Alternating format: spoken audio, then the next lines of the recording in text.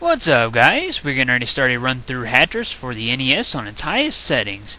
As you can probably tell from the name, Hatris is a puzzle game similar to, I'd actually probably compare it to Dr. Mario, even though the name is similar to Tetris. I think that it plays a little more like Dr. Mario, but even then it's not exactly like that either. Hatris is definitely in a class of its own.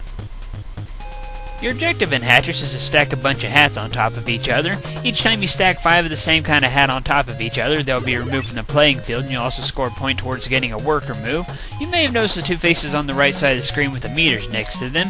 Each time you score a set of hats, one of the bars in the meters will be lit up, and after you've lit up all 5 bars in a meter, you'll score a worker move corresponding to the face that it led up to. There's a blonde-haired fellow and a red-haired fellow, but we'll get into that later. As you can see, you got quite a few different kinds of hats to work with here. You got top hats, wizard hats, crowns, cowboy hats, so on and so forth. In fact, I kind of feel like they have a few too many different kinds of hats because it can be kind of easy to get screwed over because there's so many different kinds of hats but not quite enough space on the playing field. So a lot of time you're forced to put a hat on top of one that it doesn't match with, and that can kind of screw you over.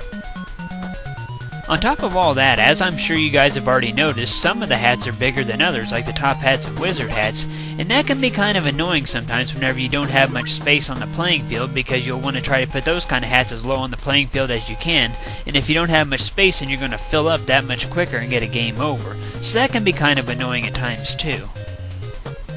If you look on the right side of the screen, you'll see where it says Shop, Hats, and Cash. Hats tells you how many more sets of hats you have to stack and remove from the playing field.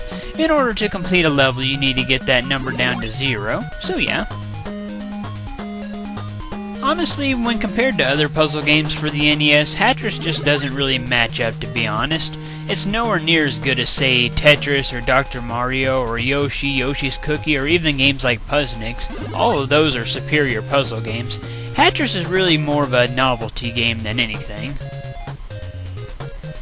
If you look on the right side of the screen at the top now, you'll notice that I've earned 2 worker moves. One thing that's interesting about the worker moves is that you actually do not use them in the order that you earn them, which is kind of weird. We'll go ahead and use one of the worker moves right now. This is the red-haired worker. Whenever you use him, he'll come down and you can remove 5 hats from the bottom of any pile that you want to.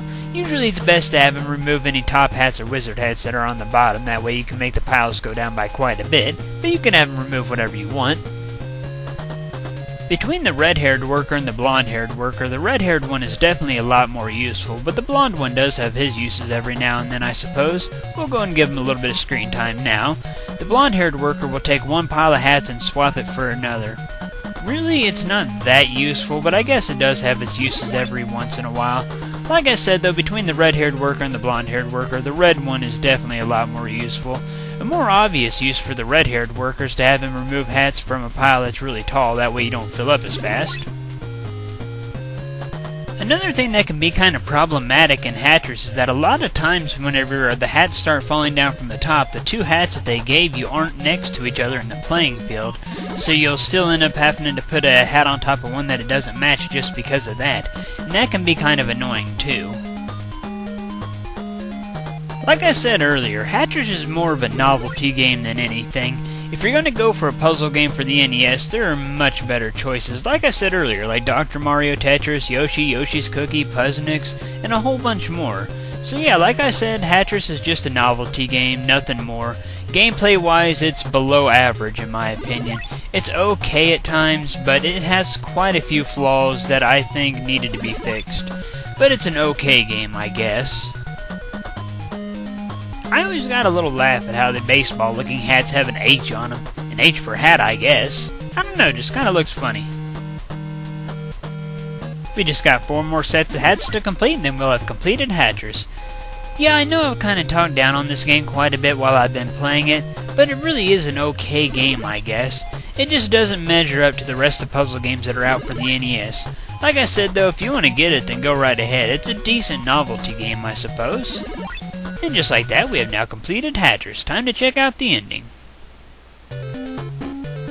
This game has kind of a neat ending, I suppose.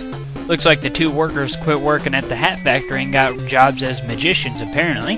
With the red-haired guy pulling the letters out of a top hat and the blonde-haired guy doing magic to make the letters go to the middle of the screen, forming the words "Great Game." Like I said, it's kind of a neat ending, I suppose. Kind of like what the blonde-haired guy does to the red-haired guy here. Looks around to make sure nobody's watching, then he lifts the red-haired guy up into the air. Just kind of funny. Whatever the case, though, this now concludes our run through Hatris for the NES on its highest selectable settings. I hope you all enjoyed watching it and you all know the drill. Comment and subscribe. Thank you for watching.